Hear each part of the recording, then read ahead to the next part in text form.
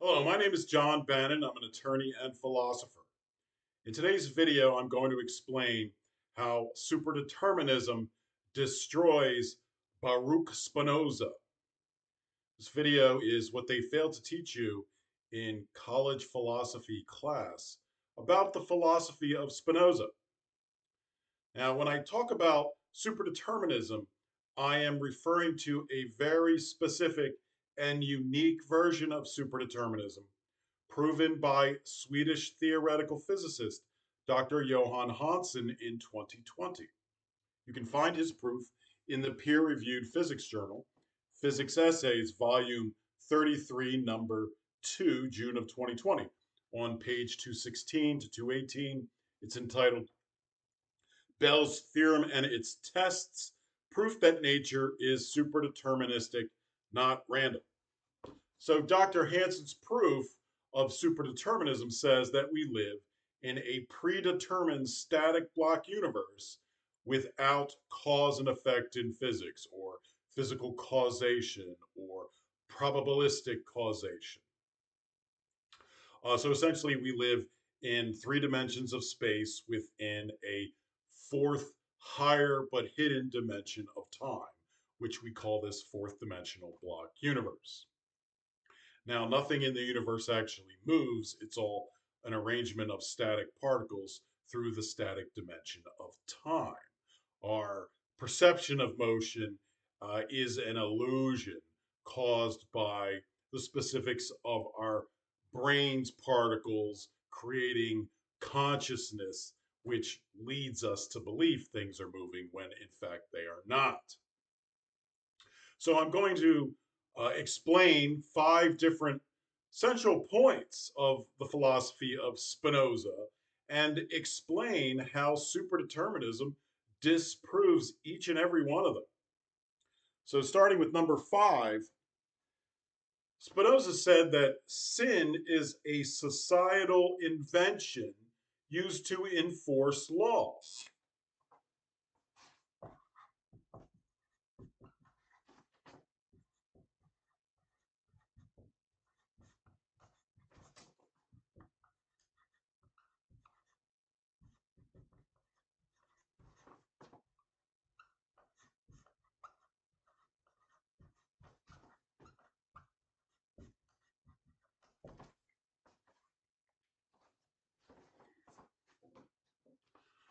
However, under superdeterminism, because there's no cause and effect in physics, nothing in the universe can actually cause or invent anything.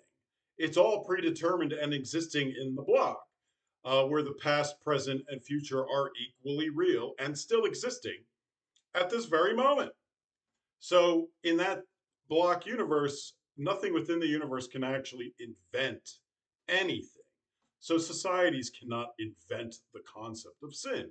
Sin is a concept that already exists as an inclusion within the block universe. Nothing within the block universe has invented the concept. Um, and even more so, under superdeterminism, because every event is predetermined and already exists in the block universe since it's atemporal creation, then religions have also been included within the block universe, including the predominant religion of Christianity. So one can reasonably infer that because there are more Christians as members in the history of the world than in any other religion, that this uh, allows you to infer that God intended Christianity to be his message of truth to humanity. Why else would God make it the predominant world religion? So, Christian teaching includes objective morality, and therefore, Christian teaching includes an objective concept of sin.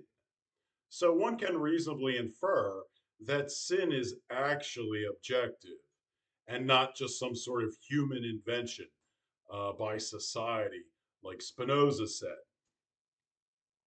Number four, Spinoza said that miracles are a contradiction.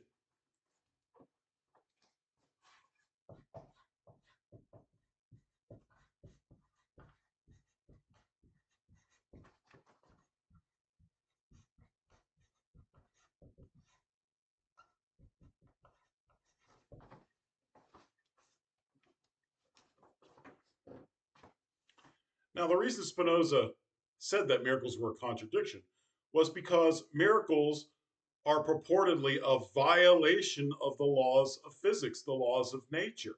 And yet, God is the author of those laws of nature and physics. And therefore, a miracle would have to contradict God's own laws. So, God would be acting against himself in the form of a miracle. So, these can't be miracles. However, Spinoza was wrong. Under superdeterminism, you can have predetermined miracles that do not violate the laws of physics. And the reason for that is because God predetermined everything that happens in the universe at the moment of creation of the entire block universe. And he can predetermine the inclusion of miracles as events in the static dimension of time at particular places without violating the laws of physics because they are essentially part and parcel of the laws of physics. So, generally speaking, there's two types of miracles. There's the coincidental miracle, a coincidence that seems just too coincidental and makes you think this is a miracle. Another form is the more drastic miracle, like turning water into wine. And even those sorts of miracles are possible under the laws of physics. Quantum mechanics permits quantum tunneling. And in quantum tunneling, you can take matter and transport it from one place to another via quantum fluctuation. So, because of that, big miracles like, let's say, turning water into wine would require a rearrangement of the atoms and molecules and even the inclusion of further materials from the outside. But all of that rearrangement and relocation of matter can be done through quantum tunneling.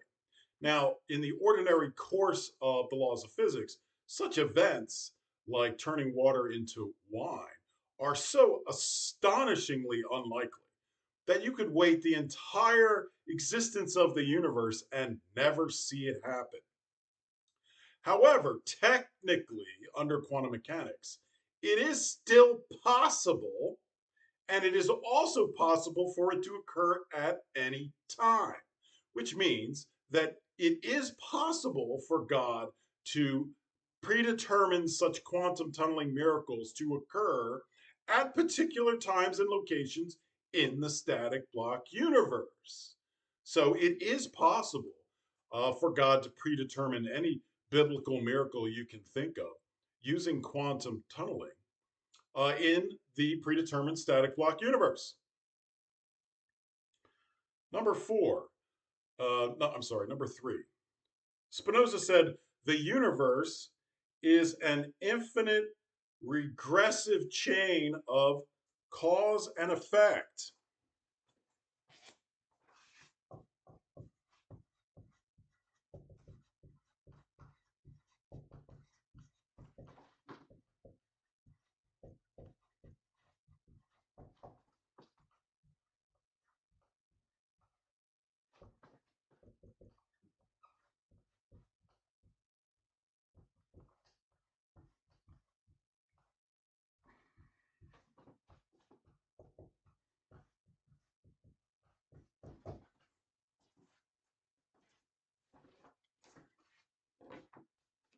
So Spinoza is saying that the universe is infinite and you can go infinitely back in time.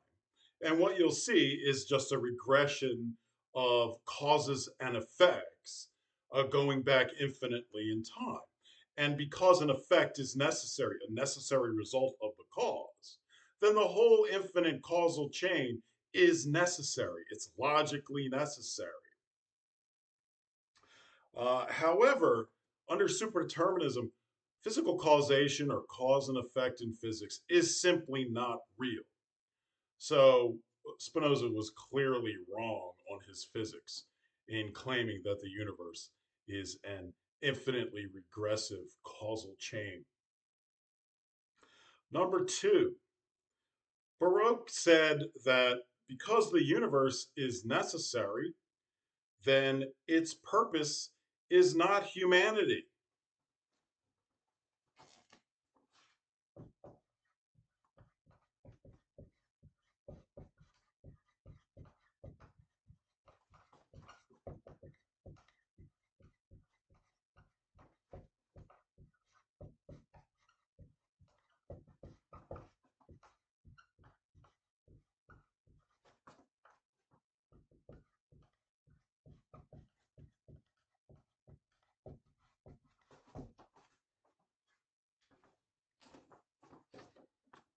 So Baruch is saying, well, the universe is logically necessary due to this infinite regressive causal chain of causes followed by their necessary effects. And therefore, the universe would have to exist, period, because it's necessary. Therefore, the reason the universe exists is not because of humanity, it's because it is logically necessary due to cause and effect in physics. However, superdeterminism says cause and effect in physics is not real. And therefore, the universe cannot be the result of an infinitely necessary causal chain. So, the existence of the universe, in terms of cause and effect, is not necessary because cause and effect is not real. Um, the static block universe, however, was atemporally created, meaning created outside of space time. And that creation still requires a supremely intelligent creator God who also has free will in order to choose that our universe is created. Now, there is scientific evidence of atemporal creation, such as quantum mechanics. The laws of quantum mechanics are wave like. And the reason is because waves have this constructive deconstructive property. So if you can imagine dropping two rocks, maybe 10 feet apart from each other, into a pond, and the ripples come across and meet each other, there'll be points where those waves construct, and the height of the wave is twice the amount. And there will be other parts where those meeting waves deconstruct, they cancel each other out so that it's just still. Well, because of that property of waves, uh, waves can account for something coming from nothing. The stillness can account for waves, essentially waves in reverse, coming into existence. So the reason one can infer that quantum mechanics has wave like mathematics is due to the fact that the universe came from nothing, but nothing doesn't have any power. So this atemporal creation of the block universe from nothing would require a creator God, because that God would have power as opposed to nothing itself. Uh, Another form of scientific evidence of atemporal creation includes the existence of transcendent logic. So, if there is transcendent logic at play in the mathematics of the description of our universe, then that must mean that the universe was created from this transcendent logic, which means you'd need an atemporal creation of the static block universe. Okay, so number one, Spinoza claimed that God is nature.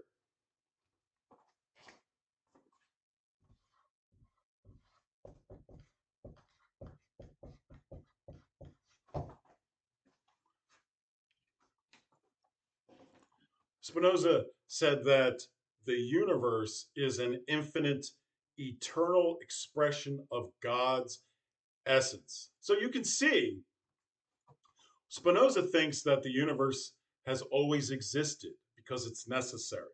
If something must necessarily exist, then it must always exist because it's not contingent.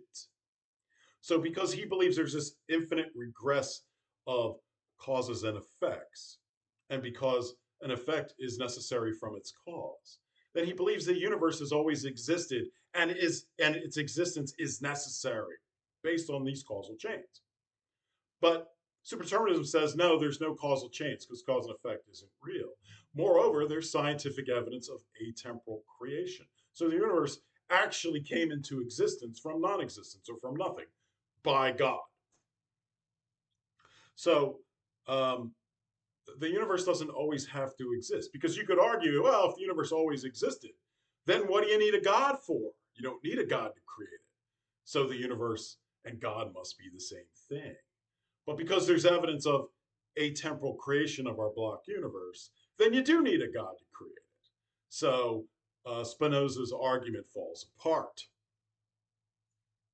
So God cannot be nature because nature has no power to create or regulate itself without cause and effect in physics under superdeterminism.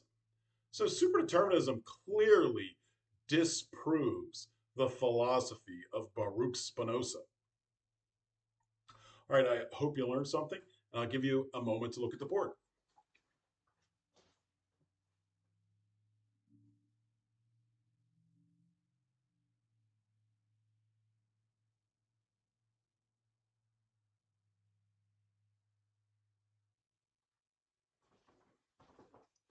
All right, until next time, take care.